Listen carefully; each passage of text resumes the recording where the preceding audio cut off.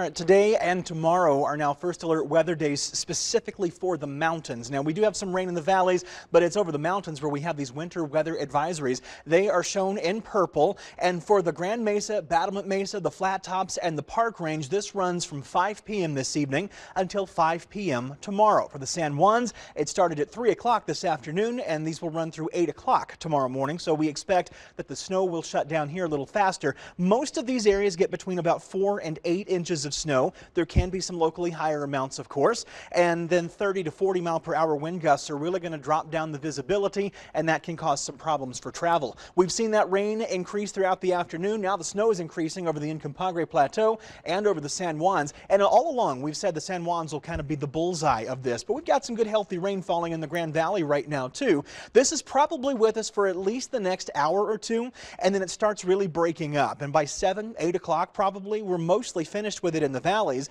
Over the mountains, there is still some snow, though it's kind of working its way up toward the Gore Range and the Sawatch Range, and even up to the north toward the Flat Tops and the Park Range. Even that diminishes largely through midnight, but we're just starting to get some new development at this point over the San Juans. Now, I don't want to rule out a couple of stray showers through the night, but overnight it really becomes a mountain issue with that snow, not only on the Grand and Battlement Mesas, but out to the Elk Mountains and even down to the San Juans. And then this is 6 a.m. tomorrow, where you see snow increasing along Interstate 70, kind of from south to north here. It's not snowy the entire way, but there are going to be some areas of snow that may slow things down just a little bit. This is with us through about midday, and then as long as these low clouds are around, even into the afternoon and evening, there can be some occasional flurries. But you notice we're quiet here on the western slope, and we may even see the clouds break up enough to let a little late day sun peek through. Then Tuesday is mostly quiet to start, but then from midday on, there's a chance for at least a few showers, and then it may be that we have a small increase in the rain and mountain snow again Tuesday night. That's not likely to be as widespread as what we're dealing with tonight and tomorrow, however.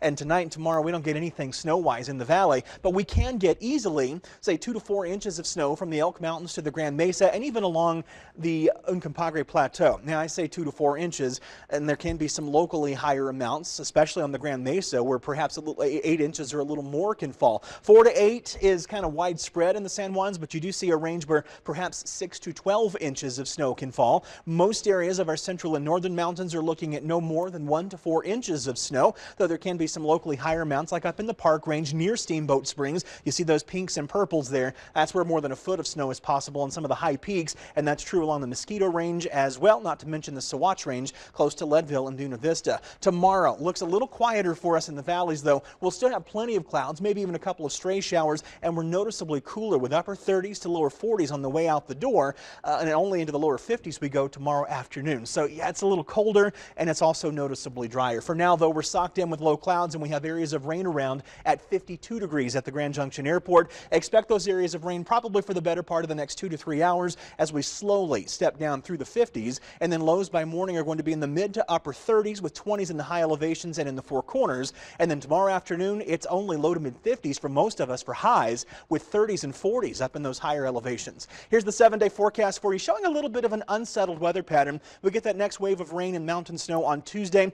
Wednesday and Thursday similarly can be a little unsettled with some occasional light rain. I don't expect that we will all get rain, but it will be around, so we're all fair game. Highs for the next week are going to be in the upper 40s to lower 50s, with morning lows in the lower and middle 30s. In Montrose, you're up to 50 tomorrow, but mid to upper 40s are much more common throughout this week. Morning lows drop from upper 20s and lower 30s to middle 20s by the weekend. In Delta, we're looking at highs in the low to mid 50s for this week, with morning lows in the lower 30s, dropping to low to mid 20s by the weekend. And for our friends in Cortez, expect highs near 50 degrees tomorrow. Lower 50s hold on through Wednesday, with mid to upper 40s after that. Morning lows in the mid to upper 20s will drop toward high teens and low 20s by this weekend.